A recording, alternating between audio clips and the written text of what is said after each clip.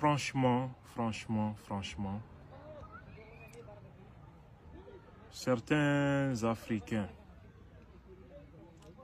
je m'adresse sincèrement à vous avec beaucoup de consternation. Neko, nous avons quelle malédiction? Nous avons quelle malédiction même? Tu ne verras jamais un Européen aider un Africain à agir contre les intérêts de l'Europe. Tu ne verras jamais un Américain aider un Africain à agir contre les intérêts de l'Amérique. Dans le monde arabe, tu ne trouveras personne pour t'aider à agir contre les intérêts des Arabes. Mais Européens, Américains, Arabes trouvent toujours des Africains pour détruire leur propre pays, massacrer leurs propres frères, piller leur propre pays pour donner soit aux Arabes, soit aux Américains ou aux Européens. Nous avons quelle malédiction? Personne ne nous aime, ce n'est pas un problème. Mais nous ne nous aimons pas. C'est quelle malédiction?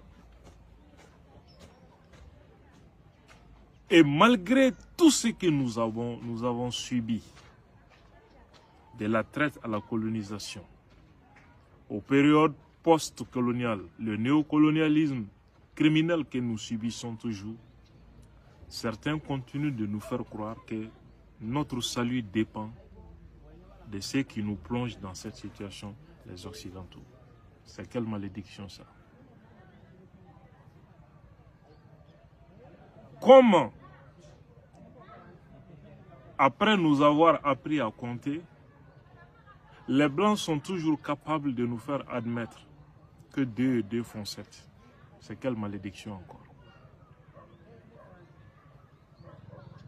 À cause de notre haine pour nous-mêmes, de notre méchanceté et de notre jalousie, personne ne veut voir personne réussir. À cause de notre indignité face à l'argent. Je ne parle pas de l'ensemble, mais une catégorie importante d'Africains, l'élite particulièrement, l'intelligentsia africaine, n'en parlons pas. C'est quelle malédiction ça au juste? Est-ce que vous avez vu la solidarité internationale manifestée pour soutenir l'Ukraine? Il y a moins de crimes en Ukraine qu'au Congo, qu'au Mali, qu'au Burkina, qu'au Niger. Vous avez vu la manifestation de quelle solidarité? C'est quelle malédiction tout ça? Aujourd'hui, la France a tout perdu en Afrique à cause des 3 États du Sahel. Tout. La France va chuter diplomatiquement, économiquement, financièrement et même militairement. La France est au déclin. L'Afrique est au début d'une renaissance qui fera de nous, en tout cas, des nations qui vont émerger. Tout a été mis en place pour paralyser cet élan. La diplomatie russe a détruit la France complètement à partir des 3 États du Sahel. Et la destruction continue. Un petit pays comme la France, qui tient en laisse 15 pays en Afrique, qui continue de courir derrière encore ce pays, qui ne fait que financer le terrorisme, la guerre, la famine, la pagaille chez nous, depuis des décennies. Et on continue toujours d'obéir et on nous fait croire que c'est comme ça, on va se développer.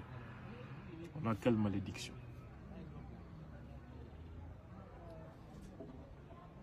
La France a tellement de mépris pour nous que face à cet échec, elle est incapable de négocier avec nous un partenariat beaucoup plus équilibré. Qu'est-ce qu'elle fait? Elle va en Russie négocier le sort des Africains. Que la Russie pactise avec elle, pour continuer à nous piller. Les Russes ont dit qu'ils ne sont pas criminels comme les Français et qu'ils n'entrent jamais dans ce deal. Qu'est-ce qui empêche la France de venir discuter avec nous d'un partenariat gagnant-gagnant? Parce qu'elle ne veut pas de notre bonheur.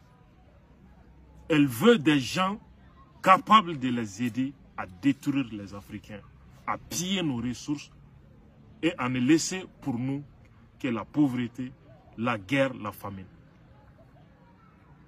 Voilà pourquoi ils préfèrent des dirigeants qui les aident à nous détruire.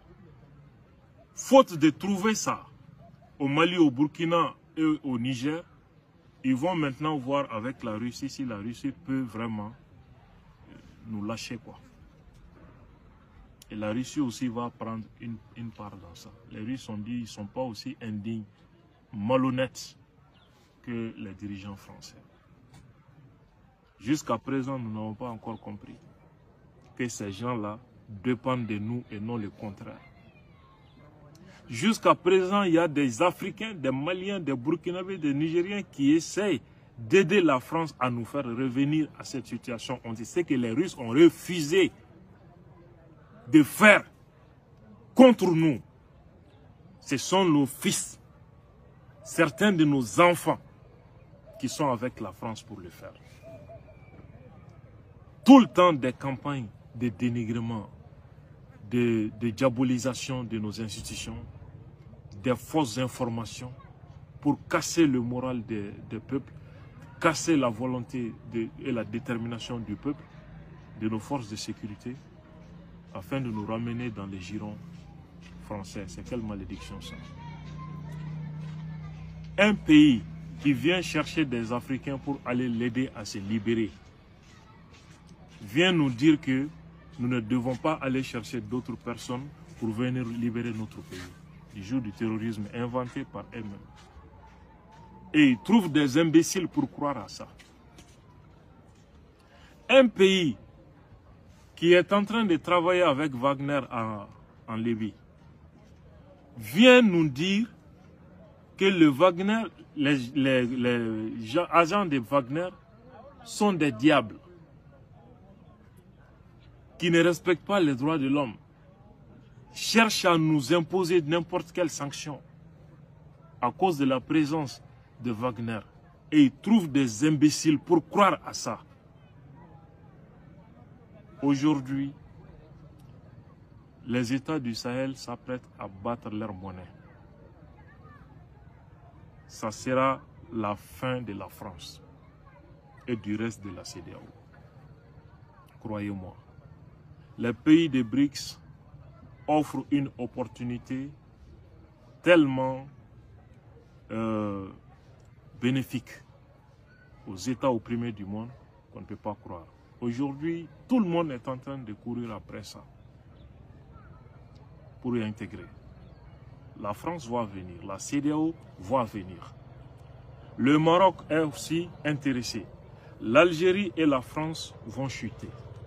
C'est ce qui fait courir l'Algérie. L'Algérie était en train de voler notre pétrole avec la complicité de la France, des États-Unis, à travers leurs agents, les terroristes. Ils sont aujourd'hui hébergés chez eux. Au lieu de soutenir nos peuples, de soutenir nos pays, on continue de chercher à aider ces mêmes prédateurs à continuer de massacrer nos parents, à détruire les villages pour les intérêts des mêmes gens. Nous avons quelle malédiction? Jeunes d'Afrique, jeunes sahéliens, ouvrez vos yeux. Ne cédez pas à la manipulation. C'est assez. C'est vraiment assez. Et ça suffit comme ça. Merci.